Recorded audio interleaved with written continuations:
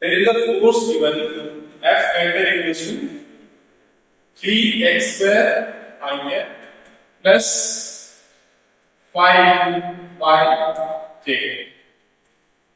and the unit of force is Newton. And here, when this force is applied, then the object is moving from a point 0, 0 to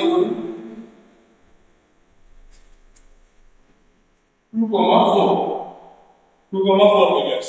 तो हमें इसमें ये पता करना है कि उस ऑब्जेक्ट पे अगर फोर्स लगता है और वो ऑब्जेक्ट 0,0 से 2,4 में डिस्प्लेस करता है तो वर्क डन कितना होना चाहिए। तो उसके लिए सबसे पहले हमें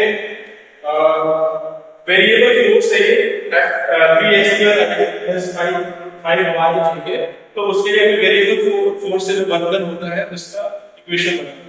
तो वेरिएबल फोर्स से वर्क डन अगर पता करते हैं तो it is W equals to F vector of dr vector, जहाँ पे F vector फोर्स है और dr vector अपना डिस्प्लेसमेंट वेक्टर। डिस्प्लेसमेंट वेक्टर का एक्चुअली हम बोल सकते हैं कि लाइन एलिमेंट है। तो r vector as you know that it is x I k plus y j k plus z k k। तो यहाँ से dr vector का निकल जाएगा, dr vector will be dx I k plus dy j k plus dz k k। Now f vector और dr vector हमें निकालना पड़ेगा। f vector और dr vector के लिए हमें फोर्स है, तो फोर्स हमें गिवन है कितना 3x square I k plus 5y j k। अब यहाँ पे dr वेक्टर के पास क्या है dx I k plus dy j k plus dz k। तो dot product as you know that x component के साथ मल्टीप्लाई होगा, y कंपोनेंट के साथ और z कंपोनेंट के साथ। तो यहाँ पे फोर्स में सिर्फ x और y कंपोनेंट है, यानी y के कंपोनेंट है, तो वो dx और dy के साथ इंडिविजुअली मल्टीप्लाई हो जाएगा। तो हमने लिख दिया 3x into dx plus 5y dy। ये हमें f वेक्टर को dr वेक्टर मिल गया है। अब हम इसको इक्वेशन में पुट कर सकते हैं। अब हमें क्योंकि ये इंडिविजुअल फंक्शंस है 3x square dx plus 5y dy, यहाँ पे एक्सप्लिसिटली ये फंक्शंस गिवन है x और y में। अगर हमने कोई डिपेंडेंट वेरिएबल नहीं तो हम इनको डायरेक्ट वैल्यूज पुट कर सकते हैं x और y का वैल्यू कितना दिया हुआ है यहाँ पे, ये x का वैल्यू है 3y का। x और y फर्स्ट केस में जो अपनी नंबर की वैल्यू आएगी वो 0 से लेके 2 तक आएगी, इसलिए x के लिए, और y के लिए कितना आएगा 0 से लेके 4 तक। तो लेट्स पुट द लिमिट्स और हमें इक्वेशन मिलेगा वर्क डन का इक्वेशन मिलेगा W equals to 5x into dx, और इसका लिमिट हम पुट करेंगे x का कहां से 0 से लेके plus actually there 3x square, तो it is 3x square plus 5y dy है, और dy का लिमिट कहां से है 0 से लेके 4। ये हमारा वर्क डन का एक इक्वेशन बन गया जिसमें हम इंटीग्रेटेड।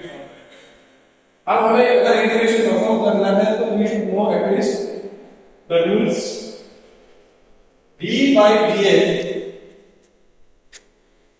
अगर हम इंटीग्रेट करते हैं एक x to the power n dx को, तो हमें एक मिलता है x to the power n plus 1 upon n plus 1 plus एक कांस्टेंट आता है जब अगर हम इनडेफिनिट इंटीग्रल में, हमारे पास डेफिनिट इंटीग्रल है तो जो एग्जैक्ट वैल्यूज हमें मिलेगी। वर्क डन कितना आएगा, work done will be W equals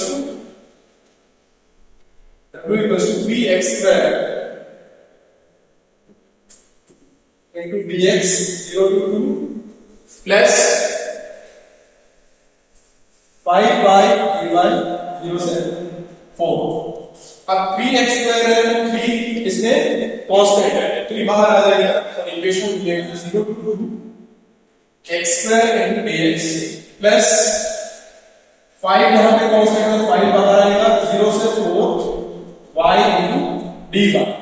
अब आप ये इक्वेशन से इनका आराम से इंटीग्रेशन कर सकते हैं। x टू पावर n है, यहां पे n का वैल्यू 2 है, 2 प्लस 1 इज 3, तो x क्यूब बाई 3 हमें मिलेगा एक आपसे, तो 3 इनटू x क्यूब बाई 3, इसका लिमिट है 0 से 2 प्लस 5, और यहाँ पे y का पावर 1 है, इंटीग्रेशन से स्क्वायर हो गया, y स्क्वायर बाई 2 0 से 4।